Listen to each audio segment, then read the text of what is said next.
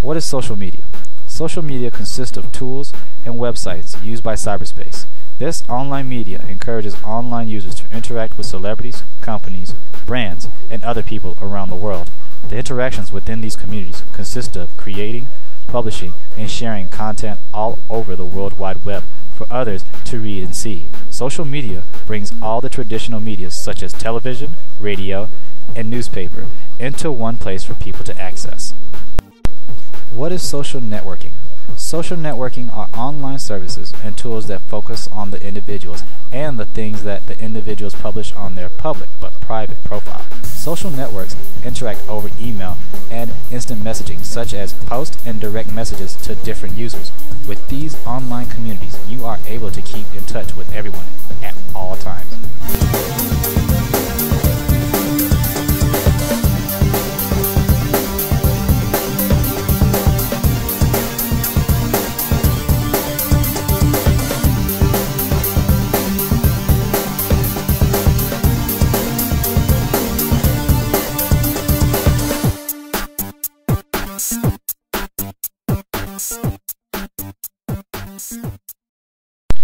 Nowadays, it seems like everyone is connected with one another and the rest of the world at all times of the day. This is possible because of the power of the internet. The tools that the internet has provided us with are utilized by each and every individual. For example, search engines, online books, virtual teachers, and finances. One of the biggest crazes that people can't get enough of are social networks. Social network sites make up 1.2 billion users around the world. In the Wall Street Journal, a report from ComScoreDataMine.com said 1 in every 5 minutes spent online are spent on social network sites and social media.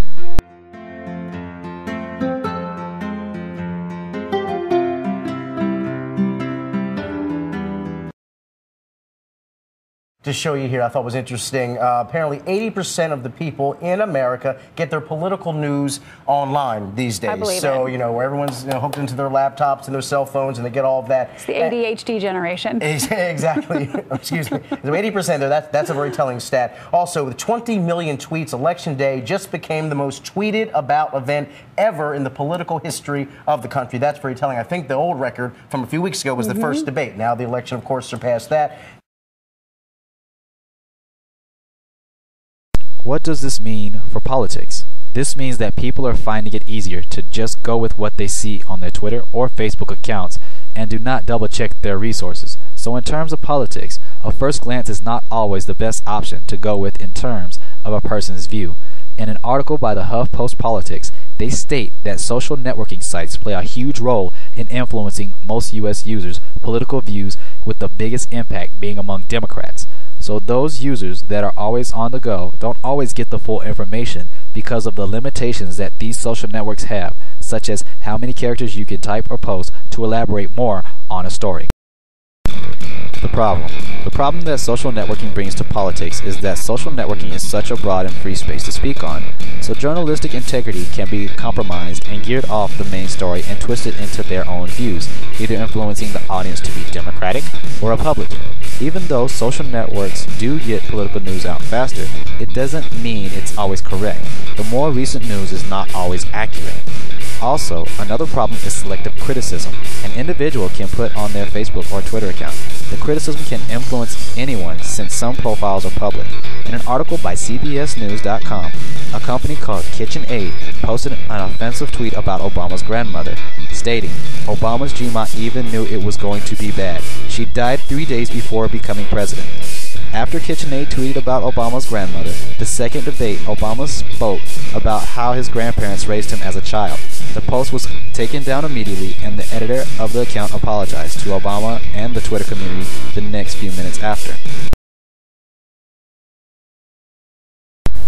The solution to this problem would be to regulate what is being posted on social networks by regulating other profiles and what the individual posts by scanning for plagiarism so that the resources can be credible.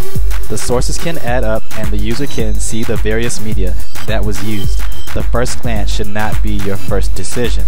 When individuals post about politics, they can use other links to cite their resources, making it more credible.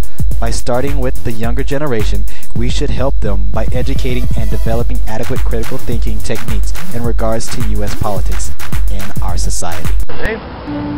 How about when you actually read or see something regarding politics on the social networks that you guys use? Do you guys go with like the cover story, or do you guys do like extra research on it?